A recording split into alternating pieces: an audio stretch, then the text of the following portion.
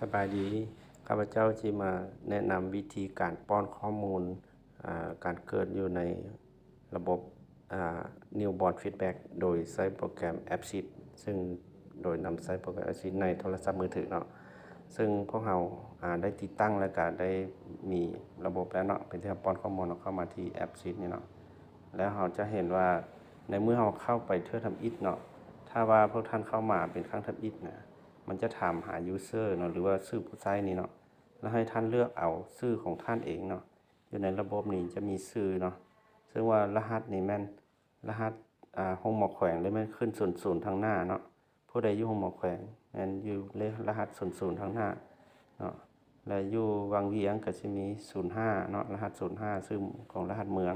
คือเมืองเพืองจะเป็นรหัส06เนาะแล้วก็ตามด้วยชื่อผู้เกี่ยวเนาะเพื่อให้ลงสำหรับผู้บ่มีชื่อบ่มีรหัสแม่นอยู่แผนกสาขาแขวงเนาะข้าพเจ้าที่ลองเฮ็ดตัวอย่างของ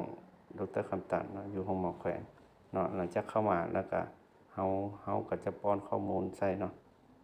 ป้อนข้อมูลใส่เพื่อให้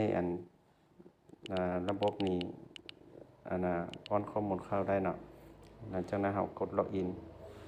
ถ้าว่าท่านเข้าไปเทื่อทำอิฐแล้วมันจะถามเนาะแต่ครั้งต่อไปบางเทื่อมันจะจำไว้เนาะแล้วมันก็จะบ่ถามอีกเนาะสำหรับการล็อกอินเมื่อเข้ามาแล้วเนาะท่านจะเข้ามาที่หน้าหลักเนาะหน้าหลักอยู่ในโทรศัพท์มือถือหน้าหลักแล้วก็มีหน้าเบิ่งรายงานเนาะมีเพื่อลิงก์ไปหานั้นท่านเฮามาป้อนข้อมูลเลยเนาะเฮามาที่อันที่1นี่เนาะป้อนข้อมูลนี่เฮามาที่เพิ่มใหม่เนาะคลิกใส่นี่ที่จะเพิ่มใหม่เนาะหรือว่าแบบฟอร์มการป้อนข้อมูลนี้จะปรากฏขึ้นมาเนาะเราจะเห็นว่ามีแบบฟอร์มยาวลงมาเนาะจากนั้นเราก็ดำเนินการป้อนเลยเนาะสำหรับ ID นี่แม่นระบบจะกำหนดมาให้อัตโนมัติเนาะพวกท่านจะบ่สามารถแปลงได้และก็ระบบจะเป็นผู้กำหนดให้ซึ่งจะมีปีเนาะเดือนวันที่โมงนาทีแล้วก็วินาทีเนาะ2ตัวเลขใดจะแม่นคือทำอิฐนี่แม่นปี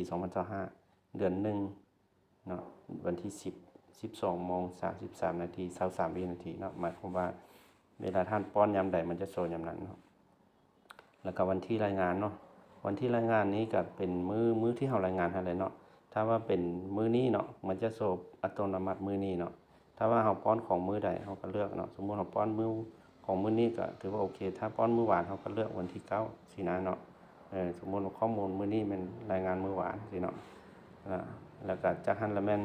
ลำดับผู้ป้อนเนาะสมมุติว่าผู้นี้ผู้ทำอิฐเฮาป้อนมื้อนั้นสมมุติมี3คนเนาะเฮาก็ป้อนผู้ทำอิฐ